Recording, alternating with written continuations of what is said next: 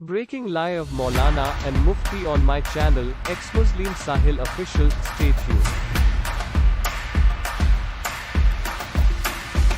Miracle के तौर पे अच्छा मिरेकल के तौर पे मौलाना बीपी बढ़ जाएगा।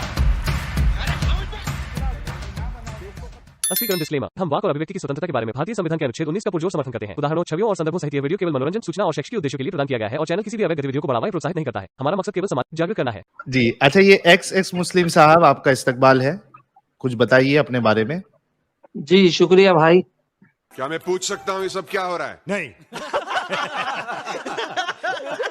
जी जनाब, आप मुस्लिम हैं जनाब, जरा कंफर्म करिए। जी बिल्कुल, मैं अभी मुस्लिम हूँ अल्हम्दुलिल्लाह।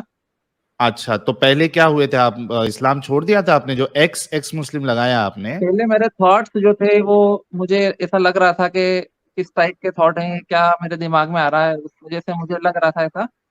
हाँ हाँ, कभी की बात है ये? लेकिन उसके बाद फिर मैंने स्टडी करी प्रॉपर और आपको भी सुना, सचवाला जी को भी सुना, फिर मुफ्ती यासिर नदीम वाजिदी साहब को भी सुना और उनके जो साथ में जितने भी हैं सबको सुना और उसके बाद फिर मुझे लगा कि नहीं, हक पर तो वही हैं। ओके, कोई मुश्किल नहीं, ये आपकी अल्हम्दुलिल्लाह मैं मुस्लिम हूँ और मैंने अपना ईमान बचा लिया। अच्छा, बचा लिए। लेकिन मुझे ये बताइए कि क्या डाउट्स आए थे और उसका क्या आपको जवाब मिला, ताकि हमें भी समझ में आए, हो सकता हमारे डाउट्स भी क्लियर हो जाए। पहले ये बताइए कि क्या डाउट आए थे आपको? डाउट लगभग यही थे इस्लामोफोबिक वेबसाइट पर जो आते हैं। क्या कुछ 3 डाउट्स बताओ, ऐसे स्ट्रॉन्ग डाउट्स जिसको ऐसा लगा आपको कि इस बुनियाद पे आपको इस्लाम छोड़ देना चाहिए। सबसे पहले तो यही जो अपना सचवाला जी बता रहे थे कि कुरान के बारे में जो उनकी डिबेट हुई थी यासिर मुफ्ती साहब से। हाँ, लेकिन वो डिबेट फिर जब मैंने फुल देखी तो उसके बाद मुझे पता लगा कि ये अपनी बात प्रूव नहीं कर पाए सचवाला जी। अच्छा, ओके, दूसरा पॉइंट? तो फाइनली मैं इसी कंक्लूजन पर पूछा कि मतलब ये थोड़ी जहनी बीमारियां हैं। तो आखिरी में फिर मैं यही कि डिबेट देखकर कोई भी देखेगा तो यही लगेगा कि ये प्रॉपर्ली हैंडल नहीं कर पाए डिबेट को। नहीं, एक मिनट, क्या सिर्फ यही पॉइंट था जिसकी बुनियाद पे आपको लग रहा था जो कि मुझे एक्स मुस्लिम हो जाना चाहिए, उसके बाद फिर आपने वो वीडियो देखा तो आपका डाउट क्लियर हो गया? सिर्फ ये एक ही पॉइंट था या और भी थे कुछ? नहीं, काफी सारे पॉइंट्स थे। इस्लामोफोबिक वेबसाइट्स पर मैं जाता था, वहां पर पढ़ता दूसरा था। एक बताइए स्ट्रांग पॉइंट, दूसरा एक स्ट्रांग पॉइंट बताइए, क्योंकि ये जो आपने सवाल किया है, मैं सचवाला जी को ही मौका दूंगा। पॉलीगेमी। अच्छा, पॉलीगेमी। और पॉलीगेमी के बारे में ही मैं क्वेश्चन करना चाहता हूँ अपने सचवाला जी से, अगर वो बताएं तो पॉलीगेमी क्या है और क्या कहता है कुरान इस बारे में। नहीं, वो ठीक है, लेकिन ये 2 चीज थी, पॉलीगेमी और एक फर्स्ट पर्सन का जो है कॉन्सेप्ट जो था, वो आपको लग रहा था कि सचवाला जी जो है इनका एतराज सही है, लेकिन आपने जब सुना तो आपको लगा कि नहीं, इनका एतराज गलत है। ये 2 चीज थी, राइट? पॉलीगेमी और जो 2 पॉइंट तो ये होगा। तीसरा पॉइंट था अपना अर्थ के बारे में जो बताते हैं फ्लैट है, लेकिन वो ओके, काफी रिसर्च के बाद भी पता चला कि नहीं, जो बताते हैं वो तो नहीं है, लेकिन उसमें फ्लैट नहीं लिखा है, गोल भी लिखा है कुरान शरीफ में। अच्छा, गोल किधर लिखा हुआ है? वो अभी एग्जैक्टली तो मैं नहीं बता पाऊंगा, लेकिन हाँ, जो मैंने पढ़ा था उस वक्त से मैं काफी सेटिस्फाइड हो गया था। अरे भाई, एग्जैक्ट अभी जैसा एक ऐसा डाउट जिसमें आपको लगा कि यहाँ पे गलती है, ठीक है, इस्लाम में गलत लिखा हुआ है, और वो डाउट जब आपका क्लियर होगा तो जाहिर सी बात है आपको पता होना चाहिए ना कि ये मेरा स्ट्रॉन्ग पॉइंट था, लेकिन इसका जवाब ये है, यहाँ पे लिखा हुआ है, वो तो याद हो जाती है चीजें। ऑथर जो बुक का है, आप बोल रहे हैं कुरान एक बुक है, तो उसका ऑथर थर्ड पर्सन भी तो हो सकता है, जरूरी थोड़ी कि फर्स्ट पर्सन होकर ही आपसे कलाम करे। मुफ्ती साहब तो ये कह रहे थे कि थर्ड पर्सन है, अब आप बोल रहे हैं कि नहीं, फर्स्ट पर्सन होकर ही हमें चाहिए इसका प्रूफ। तो आप उसके सपोर्ट में कुछ बताइए ना कि फर्स्ट पर्सन होना क्यों जरूरी है। थर्ड पर्सन भी तो हो सकता है ऑथर। उन्होंने उसके सपोर्ट में 3 बुक्स बताई, उर्दू की बताई 2 बुक, हिंदी की बताई, इंग्लिश की बताई। अच्छा, मैं क्या बोल रहा हूँ, तो अल्लाह मियाँ, हम लोग कैसा भरोसा करें कि अल्लाह मियाँ का बोला हुआ ही थर्ड पर्सन ने लिखा है, जो अल्लाह ने बोला है वही थर्ड पर्सन ने लिखा है, ये कैसा हम लोग यकीन करें? क्या पॉइंट, कैसा यकीन क्या करें पॉइंट है कि ये अल्लाह ने बोला हुआ, ये अल्लाह मियाँ तो एकदम, अल्लाह मियाँ तो कुन फयकुन कुन बोल दे, अल्लाह मियाँ तो कुरान प्रिंट होके नीचे आ जाना चाहिए थी भाई। तीसरे आदमी के अल्लाह मियाँ को जरूरत रहना ही चाहिए नहीं थी।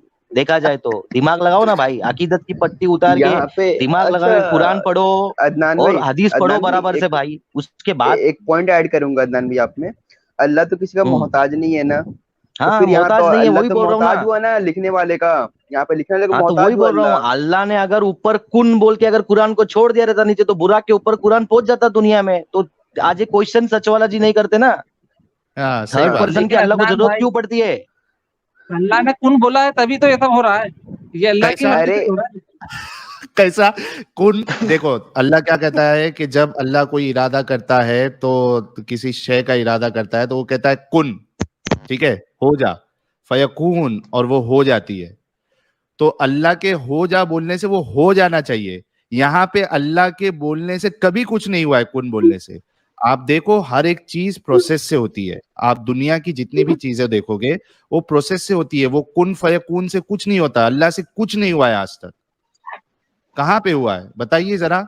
अल्लाह अदनान भाई को का आप बिल्कुल वैलिड सवाल है। देखिए ये अभी इसको जो है फिर से मैं आपके सवाल पे लेके आता हूँ कि ये जो थर्ड पर्सन वाला मामला है, थोड़े देर के लिए मान ले कि ठीक है ऑर्थर ने जो है थर्ड पर्सन का वो ये किया है, तो ये अल्लाह का ही अल्लाह ने ही किया है करके कैसे मालूम पड़ेगा आपको? उसके प्रूफ में उन्होंने साइंटिफिक प्रूफ दिए थे ना, आप अच्छा उसको क्या साइंटिफिक? एक मिनट अभी उन्होंने न्यूमरिक दिए थे कुरान के, एक मिनट मैं प्लस न्यूमेरिक की भी एक पोल रिसेंट अभी खोल साइंटिफिक देता हूँ। डिस्कवरी दी थी। ओ मेरे भाई, अभी अभी आपके मुफ्ती साहब की न्यूमेरिक की पूरी पोल खोलता हूँ मैं। एक मिनट रुको, मुझे फिर वो वीडियो ओपन करना पड़ेगा, एक मिनट रुको। अच्छा अब मैं क्या काम करता हूँ, मुझे एक्चुअली वो ओपन करना पड़ेगा। वो किसके चैनल पे हुआ था? वो मुफ्ती यासिर साहब के चैनल पे हुआ था ना। एक मिनट रुको, आपका एक वीडियो है सर, देख लेना सर, आप तक पहुंचेगा तो मालूम है, देख लेना सर। तो सूरह हिज्र सूरह नंबर 15 आयत नंबर 87 है। इसमें कहा गया कि हमने आपको सबअ मिनल मसानी दी, और सबअ मिनल मसानी के मुराद है सूरह फातिहा, यानी जिसके अंदर 7 आयतें हैं जो बार बार पढ़ी जाती है। अब यहाँ पर जो 7 का लफ्ज है, असल में हमें उसको देखना है कि 7 का लफ्ज इतना अहम क्यों है कुरान करीम के अंदर। ये पूरी यहाँ पर मैथ इन्वॉल्व है। इसमें आप देखें कि जो सूरह फातिहा है उसकी सूरह नंबर 1 है, और इसी तरीके से जो सूरह नास है उसकी सूरह नंबर 114 है। हमारा जो मनहज है दलील देने का वो ये कि जितने भी नंबर्स हैं हम उनको लाइन अप करते हैं, और उसके बाद फिर हम उनको डिवाइड या मल्टीप्लाई करेंगे, और जो नतीजा आएगा वो होल नंबर आना चाहिए। अगर वो फ्रैक्शनल नंबर है तो इसका मतलब ये है कि वो नतीजा गलत है, अगर वो होल नंबर है तो नतीजा सही है। और आप ये देखें कि ये सिस्टम पूरे कुरान करीम के अंदर जगह जगह फैला हुआ है। तो मिसाल के तौर पर सूरह नंबर 1 और इसी तरीके से सूरह नंबर 114, जब हमने दोनों को लाइन अप किया तो आपका सामने नंबर आ गया 1141। जनता को आप मूर्ख समझना बंद कर दीजिए। इस प्रकार की बचकाना बातें किसी के गले नहीं उतरती, लोग मजाक उड़ाते हैं। सूरह नंबर 1 और सूरह नंबर 114 इसको साथ में कैसे लिख रहे हैं? ये वो भी 114 पहले लिखे और एक बाद में लिखे है। कोई गौर किया इस पे? नहीं, गौर करना मोमिन का काम नहीं होता ना मेरे भाई, गौर करने वाला मोमिन नहीं होता, मानने वाला मोमिन होता जी। सूरह 1 और 114, ठीक है। अच्छा इसको दोनों को एक साथ कैसे लिख के उसको, मतलब वो कहावत है ना 1 और 1 11। हाँ ऐसा कैलकुलेशन है भाई। 1 और 1 11 वाला हिसाब कर दिया उन्होंने। 114। अच्छा उधर ये देखो, अगर इधर देखो आप यहाँ पे, तो पहले लिखे 114 और उसके बाद 1। अगर सही से देखा जाए तो पहले 1 आना चाहिए, उसके बाद 114 आना चाहिए ना। कोई मोमिन सुन रहा हो तो जरा इसका जवाब दे देना प्लीज। हाँ जवाब देना प्लीज। ये पहले 114 क्यों लिखा, बाद में 1 क्यों लिखा? अरे हद है, लेकिन ये कितनी बड़ी धोखेबाजी है यार, कसम से।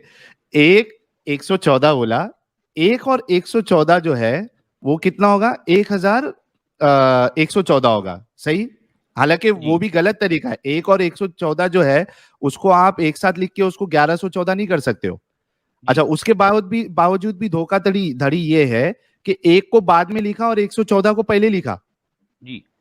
इसीलिए ये अल्लाह का कैलकुलेशन ही हो सकता है ये इतना बोंडा कैलकुलेशन। अच्छा आगे देखते हैं, रुको इनकी बोंगी और देखते हैं। दूसरी चीज आप देखिए कि जैसे एक समझो हिसाब में कुछ गड़बड़ी होती है, कोई चोरी चकारी करता है, हिसाब में गड़बड़ करता है, तो उसको हिसाब दिखाना होता है तो वो किधर ना किधर से कुछ जोड़ वोड़ के दिखा देता है। देखो ये लो भाई सही आ गया, जी जी जी जी जी वैसा इस एग्जैक्ट तरीके से इन्होंने यही कैलकुलेशन मामला किया है, है। एग्जैक्टली यही मामला है। और वो अब क्या किया जाए, हमारे देखें इस्लाम में आलिम वही कहलाता है जो कुरान के धोखा दे। घपलों पर पर्दा डाले।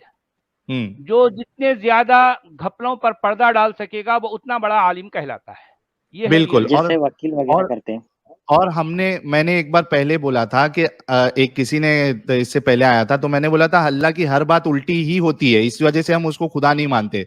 यहाँ भी देखो, यहाँ उल्टा लिया है उन्होंने, 114 पहले एक बाद में। जी अच्छा, ये कैलकुलेशन भी जबरदस्त आया है, देखो 1141 डिवाइड बाई 7 इक्वल टू 163, मतलब 1 + 6 + 3 इक्वल टू 10, यानी 10 नंबर ही है ये। अच्छा, और एक और आगे भी देखते हैं, इनके झोल झपाट देखो आप। इसी तरीके से आगे चलते हैं। कुरान करीम की जो सूरतें हैं वो 114 हैं। कुरान करीम के नाजिल होने का जो जमाना है वो 23 साल है। अगर आप दोनों को मिलाएंगे तो अच्छा, अब इधर इनका दूसरा झोल देखिए सचवाला जी। जी मेरा चैलेंज है मुफ्ती यासिर साहब से कि इन्होंने कुरान के नाजिल होने का जो ईयर बताया है, क्योंकि ये मैक्स कैलकुलेशन कर रहे हैं जी और उससे एक परफेक्ट नंबर निकाल रहे हैं जो इनको मैच करना चाहिए, करने की कोशिश कर रही है ताकि इसको एक मिरेकल बताए, तो उसमें आपके नंबर एग्जैक्ट होने चाहिए। ठीक है, जी मुझे मुफ्ती साहब ये साबित कर दे, पहली आयत जब नाजिल हुई और जो जी आखिरी आयत जब नाजिल हुई वो एग्जैक्ट 23 इयर्स था। जी ये साबित नहीं कर क्योंकि आप सकते। ऐसी 23 इयर्स नहीं ले सकते, अंदाजे वाला आप लेके आप उसको परफेक्ट आंसर नहीं बता सकते हो। बिल्कुल बिल्कुल सही बात है, क्योंकि ये झोल 23 इयर्स लोगों का को जो है ये समझना तो चाहिए। बताते हैं हाँ, कि हाँ जी हाँ। ये क्राइटेरिया लेकिन कहाँ से लाया है कि होल नंबर आएगा तो वो कैलकुलेशन सही है और वो खुदा की किताब है, ये मिरेकल है। अब ये तो किसी किताब में नहीं लिखा। हद है यार, हद है। इतनी 2 नंबरी मुफ्ती साहब, इतनी 2 नंबरी, और आपने जिस तरीके से तो वो 2 नंबर को इकट्ठा करके उसको एक नया नंबर बना दिया।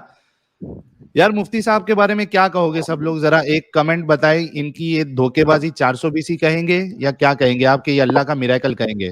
अभी के लिख रहे हैं वाजिदी मरेगा आज एक्स मुस्लिम को मारेगा। अच्छा वैसे हाँ, यासिर सुनिए हमारे साहिल, जी। बात ये है यानी 2 नंबरी अगर ना करे तो वो मुफ्ती ही नहीं, हाँ ये बात है सही बात है। जी। लेकिन अच्छा, एक काम करते हैं, यानी हम लोगों की गवाहियां आ गई, देखिए गवाहियों बिल्कुल की बिल्कुल भरमार है। जी। साहिल इसको भाई, मैं ये जो पार्ट जो साहिल है भाई। जो इनको मैंने डिबंक किया है वो मैं क्रॉप करके भी लगा दूंगा ताकि मुफ्ती साहब जो है मेरे सवालात का जवाब दे। इतनी 2 नंबरी उन्होंने क्यों कही है, साहिल भाई, क्यों करी है साहिल भाई, जी। मैथ हम शर्मिंदा हैं, तेरे कातिल भी जिंदा हैं। once more, once more, once more.